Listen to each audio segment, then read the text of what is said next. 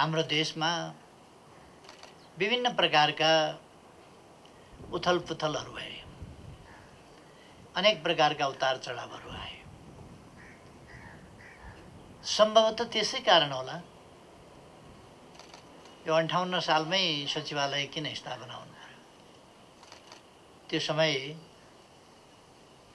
सुरक्षा परिषदको व्यवस्था 47 सालको संविधानमै भए पनि 11 वर्ष किन लाग्यो भन्दा त्यो परिस्थितिले त्यति बेला अनिवार्य बनाइदियो सुरक्षा परिषदको सक्रियता र यसको सचिवालयको स्थापना। त्यस परिस्थितिले तदनुसार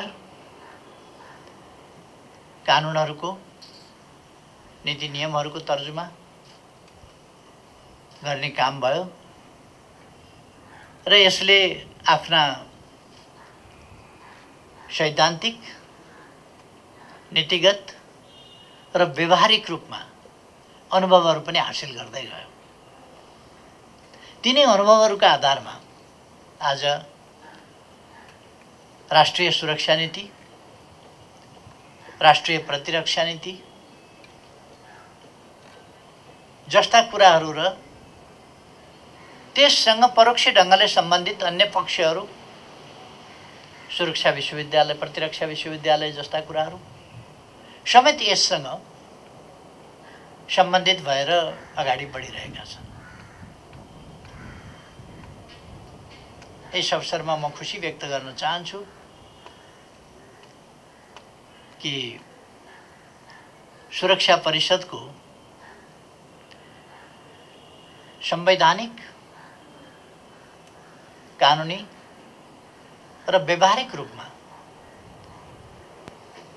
सही प्रयोग भएको छ र यसले आफूलाई नीति निर्माणको तहमा र कार्यक्षेत्रमा, खास गरी प्रतिरक्षाको मामलामा र राष्ट्रिय सुरक्षाका मामलामा नेपाली सेनाको परिचालन र विभिन्न ढङ्गले नेपाली सेनाको परिचालन एवं प्रयोग कसरी उपयुक्त ढङ्गले हुन सक्छ, त्यस सन्दर्भमा नीतिहरू र अभ्यासका अनुभवहरूले हामीलाई अलिकति परिमार्जित स्थितिमा पुर्याएको छ आज। र हामी एउटा अन्योलको स्थितिमा होइन, बहुतै स्पष्टताको स्थितिमा छौँ। विगतका अनुभवहरूलाई लिएर आज हामी अझ स्पष्टताका साथ अगाडि बढ्न जरुरी छ। आजको दुनियाँ पनि, आज विश्वमा एक ढङ्गले भन्ने हो भने तुलनात्मक रूपमा शान्तिको स्थिति नै छ भन्नुपर्छ। तर प्रतिरक्षा सम्बन्धी, सुरक्षा सम्बन्धी वा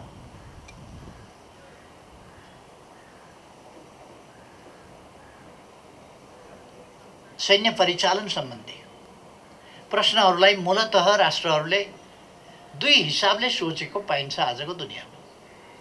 एउटा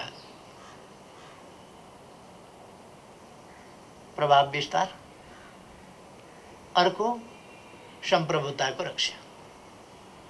हामी प्रभाव विस्तारको पक्षमा होइन, हामी न्यायोचित सम्प्रभुताको रक्षा र शान्ति सुरक्षाको पक्षमा छौँ। ठुलो होस् कि सानो, बलियो होस् कि कमजोर, सबैले आफ्नो अनुचित ढङ्गले प्रभाव विस्तारमा होइन, न्यायोचित हकको रक्षामा सैन्य शक्ति को प्रयोग गर्नुपर्दछ भन्ने हामी ठान्दछौँ। कहीँ पनि अन्यथा ढङ्गले प्रयोग गरिनु त्यो उचित हुँदै होइन। कुनै पनि राष्ट्रले आफ्नो न्यायोचित राष्ट्रिय हितको रक्षा र सम्वर्धन, त्यसमा समग्रतामा आफूलाई केन्द्रित गर्नुपर्छ। आफ्नो राष्ट्रिय हितको रक्षा गरिरहँदा अरूको राष्ट्रिय हितको कहीँ कतै उल्लङ्घन हुन्छ कि भन्ने कुरामा हरेक राष्ट्र सजग सचेत रहनु पर्दछ र त्यसलाई अवलम्बन पनि गर्नुपर्दछ। यस प्रसङ्गमा हामी ग्लोबल्ली र सर्वकालिक ढङ्गले सही सिद्धान्तमा छौँ, सही नीतिमा छौँ र सही व्यवहारमा छौँ। जुनसुकै समयमा पनि, आज मात्रै होइन भोलिसम्म पनि, र जुनसुकै इन्टरनेसनल फोरममा गएर पनि हामी हाम्रा कुरा यिनै राख्न सक्दछौँ, बेहिचक, शक्तिको आडमा होइन, सत्यको आडमा। र हामी हाम्रो प्रतिरक्षा र हाम्रो सुरक्षा सबै कुरालाई शक्तिको आडमा होइन, न्यायको आडमा, सत्यको आडमा स्थापित गर्न चाहन्छौँ र गर्छौँ।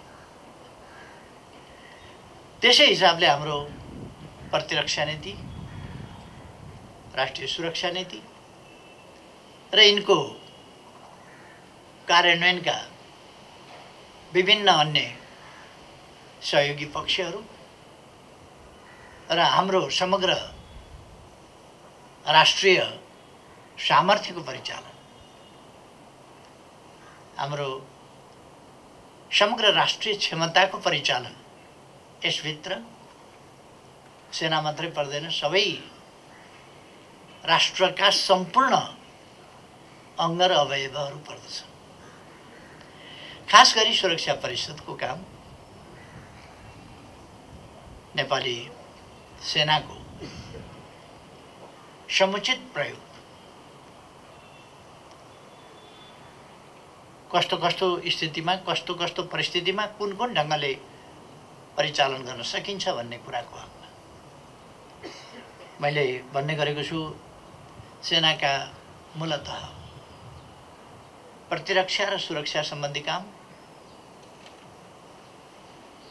सँगसँगै निर्माणजन्य काम, त्योभन्दा अगाडि सेवाजन्य काम, रेस्क्यु अपरेसनहरू, उद्धार कार्य, सहुलियत पुर्याउने कार्य, शिविरहरू राखेर स्वास्थ्य सेवा उपलब्ध गराउने कुरा, स्वास्थ्य परीक्षण गर्ने कुरा, अथवा अप्ठ्यारो परेका बेला सबभन्दा पहिले असहज र अप्ठ्यारो स्थितिमा परेका नागरिकको उद्धारका लागि पुग्नुपर्ने कुरादेखि लिएर जहाँ बाटो अप्ठ्यारो हुन्छ, जहाँ पहरो हुन्छ, त्यहाँ सेना गएर पहरोसँग भेट्छ र सेनाले फुटाइदिन्छ। हामीले अप्ठ्यारो बाटा जति सेनालाई सुम्पिने गरेका छौँ, किनभने सेना मात्रै पहरासँग टक्राउन सजिलोसँग सक्दो रहेछ, अरूलाई अलिक गाह्रो हुँदो रहेछ टक्राउन। त्यसकारण यो यस्ता तिनै प्रकृतिका काम, सुरक्षा सम्बन्धी प्रकृतिको काम, सेवा सम्बन्धी प्रकृतिको काम र निर्माण सम्बन्धी प्रकृतिका काम, तीनवटै कामहरूलाई कसरी समुचित ढङ्गले र व्यवस्थित ढङ्गले अगाडि लान सक्छ, त्यस कुरालाई सुरक्षा परिषदले व्यवस्था गर्छ। र त्यस सुरक्षा परिषदको कामको होमवर्क पृष्ठभागमा बसेर सेक्रेटारियल वर्क, प्रिपरेसन, रिसर्च, अरू एनालिसिस, यी सबै काम गरेर एउटा र मेटेरियल्स खोजेर विभिन्नतिर घुमेर मौरीले चुच्चामा कुन कुन फुलको ल्याउँछ, केबाट ल्याउँछ, तर ल्याएर एक ठाउँ जम्मा गर्छ र मह बनाउँछ। सेक्रेटारिएटले त्यस्तै गर्छ, कहाँ कहाँबाट रिसर्च गर्छ, कहाँ कहाँबाट खोजेर ल्याउँछ, के सूचनाहरू सङ्कलन गर्छ, के विश्लेषण गर्छ र उसले एउटा रेडिमेड पोलिसीको रूपमा चाहिँ सुरक्षा परिषदलाई एउटा तयारी सामग्रीको रूपमा प्रस्तुत गर्छ। त्यसकारण म आज यस विशेष दिनमा, यस विशेष स्थापना दिवसको सन्दर्भमा यस सचिवालयलाई हार्दिक धन्यवाद भन्न चाहन्छु र यो सफलताका लागि म बधाई भन्न चाहन्छु। अझ राम्रा सूचनाको सङ्कलनमा एक्युरेसी, भेरिफाइड इन्फर्मेसन्स, एक्युरेट इन्फर्मेसनको कलेक्सन, तिनको एनालिसिस र ती एनालिसिसबाट निर्धारण भएको वास्तविक अवस्थाको बिम्ब चित्रण, त्यसको जानकारी र त्यस वास्तविक स्थितिमा चाल्नुपर्ने, लिनुपर्ने नीति र चाल्नुपर्ने कदम, यसको सम्बन्धमा सेक्रेटारिएटले धेरै महत्त्वपूर्ण योगदान गरेको छ र सुरक्षा परिषदलाई सहज बनेको छ सही जानकारी, प्रशोधित वस्तुहरू र त्यो प्रशोधित अवस्थाको विश्लेषण र त्यसका निष्कर्षहरूबाट अगाडि बढ्ने त्यो अनुकूलता सहज ढङ्गले प्राप्त भएको छ। यस अवसरमा म योगदान गर्ने सबैलाई हार्दिक धन्यवाद भन्न चाहन्छु। यति बेला मैले एउटा कुरा फेरि राख्नुपर्छ। नेपाली सेनाको आफ्नो गौरवपूर्ण इतिहास छ। राष्ट्र निर्माणमा, राष्ट्रको सुरक्षामा, राष्ट्रिय प्रतिरक्षामा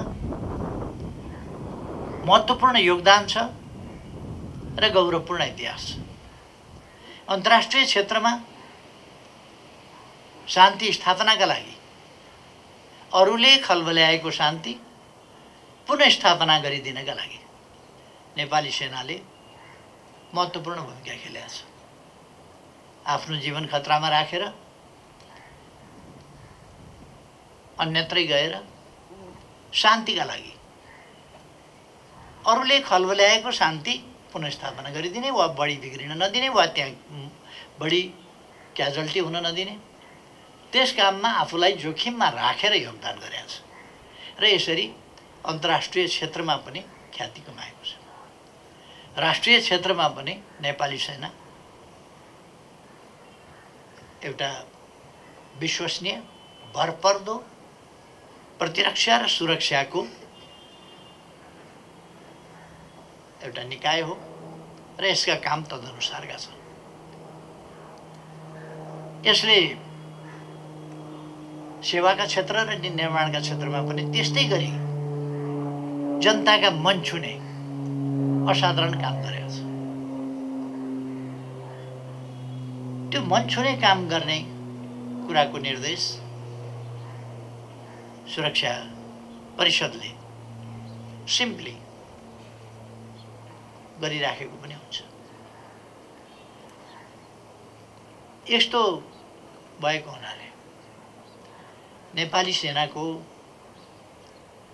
सेनालाई अनावश्यक ढङ्गले विवादमा तान्न खोज्ने, आफ्ना संकीर्ण स्वार्थका लागि अनावश्यक ढङ्गले विवादमा तान्न खोज्ने अथवा नेपाली सेनालाई अपमान गर्न खोज्ने वा प्रोभोक गर्न खोज्ने विभिन्न खालका प्रवृत्तिहरू देखिन्छन् र नेपाली सेनालाई घिसारेर विवादमा ल्याउन खोज्ने, नेपाली सेनाका सदाशयतापूर्ण र राम्रा क्रियाकलापमा पनि जस नदिने, श्रेय नदिने, बरु कसरी क्रिटिसाइज गर्न सकिन्छ, त्यसको आलोचना कसरी गर्न सकिन्छ, विरोध कसरी गर्न सकिन्छ भनेर ठाउँ खोज्ने र अनुत्तरदायी ढङ्गले हिलो छाप्ने खालका कुराहरू उछाल्ने, त्यस्तो कुराहरू गर्न हुँदैन। खास गरी कुनै कहीँ मानवीय वा कहीँ कानुन उल्लङ्घनका कमीहरू भएका छन् भने, केही भएका छन् भने ती कुराहरूलाई हेर्ने निकायहरू छन्, तिनले हेर्छन्। तर जुन संस्थाहरू वाद प्रतिवादमा उत्रिरहँदैनन्, त्यस्ता संस्थाहरूलाई वाद विवादमा तान्ने खालका कामहरू उचित हुँदैनन् र नेपाली जनता यसमा सचेत छ। तर नेपाली जनताको चेतनालाई अलिकति समय समयमा अल्मल्याउन खोज्ने,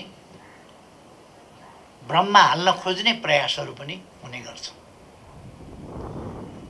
हामी त्यस्ता प्रयासहरूसँग सतर्क हुनुपर्छ।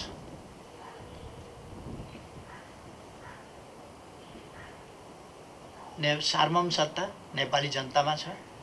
सम्पूर्ण राज्य शक्तिका स्रोत नेपाली जनता हुन्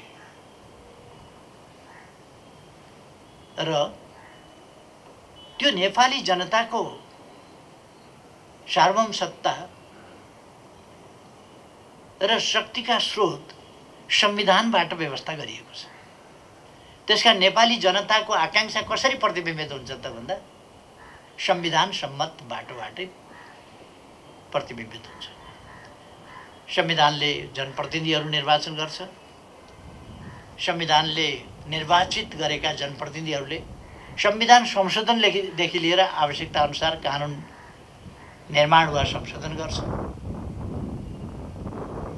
र त्यस मार्फत जन आकांक्षा प्रतिबिम्बित हुन्छ। त्यही आकांक्षालाई शिरोधार्य गरेर संविधान मार्फत र त्यसको कार्यान्वयन मार्फत प्रतिबिम्बित आकांक्षा र त्यसको इम्प्लिमेन्टेसनबाट हामी निर्देशित भएर हिँड्छौँ। सिंगै समाज त्यसकारण मूल कानुन संविधानलाई मानेर संविधान बमोजिम हामी अगाडि बढ्छौँ। आजको यस सन्दर्भमा म सबैलाई धन्यवाद भन्न चाहन्छु। समाज क्रमशः एउटा अनुकूल वातावरणतर्फ अगाडि बढ्दैछ। हामीले पृथकतावादी मुभमेन्टलाई अन्त्य गर्यौं र राष्ट्रिय एकताको मूलधारमा पृथकतावादी सोच, चिन्तन, व्यवहार, मागहरू तिनीहरूलाई टुङ्ग्यायौं गत वर्ष नै र राष्ट्रिय एकताको मूलधारमा, एकताको भावधारमा हामी अगाडि बढ्यौं। हाम्रो भौगोलिक विविधता, प्राकृतिक, जैविक, सामाजिक अरू प्रकारका विविधता छन् भने स्वाभाविक रूपमा सामाजिक विविधता पनि छन्, भौगोलिक विविधता छन्। यी विविधता हाम्रा सम्पदा हुन्, सम्पन्नता हुन्, वैभव हुन्। यिनीहरूलाई त्यसै गरी प्रयोग गर्नुपर्छ र राष्ट्रिय एकतामा हामीले जोड दिनुपर्छ। हामी त्यस विषयलाई, त्यस भिन्नतालाई मतभेद बनाउनु हुँदैन। भिन्नता एउटा कुरा हो, मतभेद अर्कै कुरा हो। भिन्नतालाई मतभेदको रूपमा बुझ्नु हुँदैन। भिन्नता सम्पन्नता हो, सम्पदा हो। यहाँ धेरैवटा रङका फुलहरू छ, फुलहरूमा भिन्नता छ, मतभेद छैन। भिन्नता र मतभेद बेग्लै बेग्लै कुरा हो। भिन्नता सुन्दरता हो, भिन्नता वैभवता हो। धेरै रङ छन्, धेरै फुल छन्, धेरै प्रकारको वासना आउँछ, धेरै प्रकारको रङ फुल्छ। हाम्रो देश पनि त्यस्तै हो। हामी यस दिशामा राष्ट्रिय एकताको भावधारामा गएका छौँ र अब नेपालबाट हिंसा पनि, आन्तरिक हिंसा पनि टुङ्गिएको छ। भर्खरै हामीले हिंसाको बाटो लिएको समूहलाई पनि आफ्नो त्यो बैठक बाटो छोडेर शान्तिपूर्ण राजनीतिको मूलधारमा फर्किने एउटा वातावरण दियौं पनि र प्रेरणा, हौसला पनि दियौं त्यसमा फर्किनका लागि, सम्झायौं पनि र उहाँहरू पनि आउनुभएको छ। म उहाँहरूलाई धन्यवाद भन्न चाहन्छु। अब हिंसा पनि, विखण्डनवादको पनि अन्त्य, हिंसाको पनि अन्त्य। यसरी हामी एउटा राष्ट्रिय एकताको शान्तिपूर्ण नयाँ उचाइ र युगमा प्रवेश गरेका छौँ। अब पूर्ण रूपमा फेरि प्रवेश गरेका छौँ शान्तिपूर्ण युगमा सम्पूर्ण रूपले। केही दिन अगाडिसम्म एउटा पक्ष हिंसामा थियो, तर अब शान्तिपूर्ण बाटोमा त्यो आइसकेको छ। यी हाम्रा प्रयासहरूको प्रतिफल हो। यसमा अवश्य नै सुरक्षा परिषदका नीतिहरू, यसका नीति एकहोरो अगाडि बढ्ने मात्रै छैन। सुरक्षा परिषद भनेको लड्न भिड्न मात्रै होइन, मिलाउन पनि जान्दछ। यसले शान्ति स्थापना गर्ने हो। लडेर भिडेर मात्रै शान्ति स्थापना हुन्छ होइन, लडेर भिडेर भन्दा नलडेर शान्ति स्थापना हुन्छ। कहिले कहिले वार्ताबाट हामीले शान्ति स्थापना गरेका छौँ, राष्ट्रिय एकता कायम गरेका छौँ, भिडन्तबाट होइन, वार्ताबाट। जे होस् यो हामीले जति बेला यो सचिवालय स्थापना भएको थियो त्यति बेला देशको स्थिति अनेकतामा, विखण्डनका नाराहरूसहित, साम्प्रदायिक विद्वेषका नाराहरूसहित, हिंसाको झन्झन बढ्दो, दिनै पछि बढ्दो, बाढी आउने बेलामा नदी बढ्दै जान्छ बढ्दै जान्छ बढ्दै जान्छ नि त्यस्तै बाढी बढ्दो थियो हिंसाको।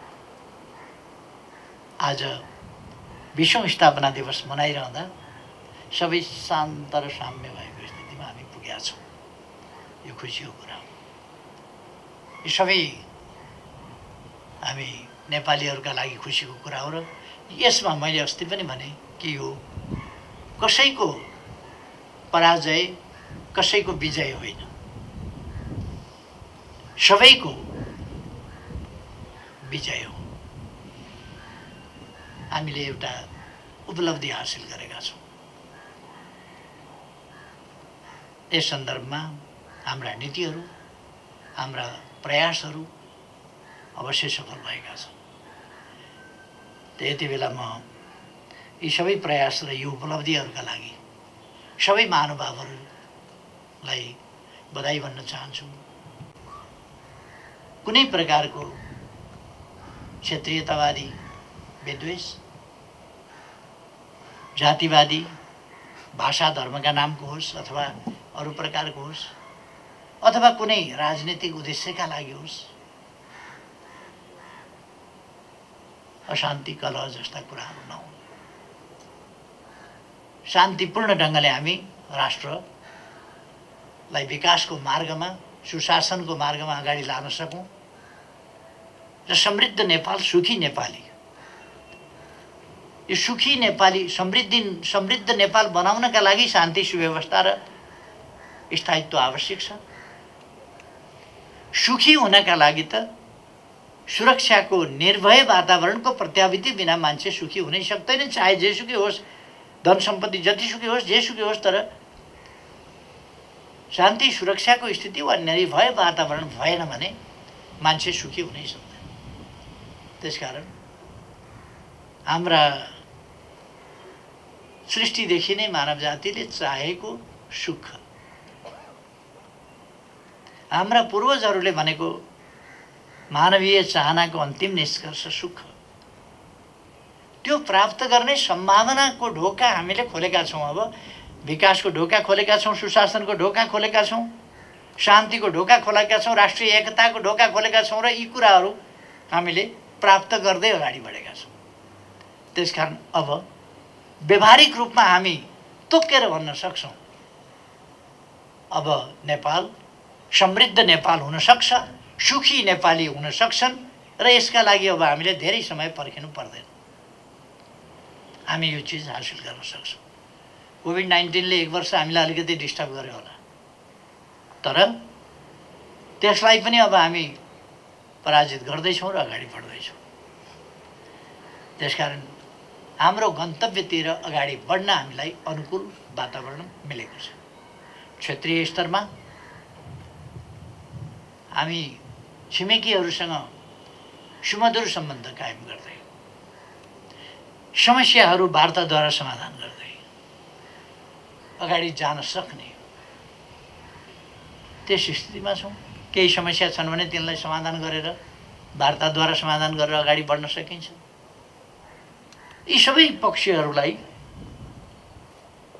सचेत ढङ्गले हेर्दै सचेत र आवश्यक कदम चाल्दै नेपाल अगाडि बढ्छ।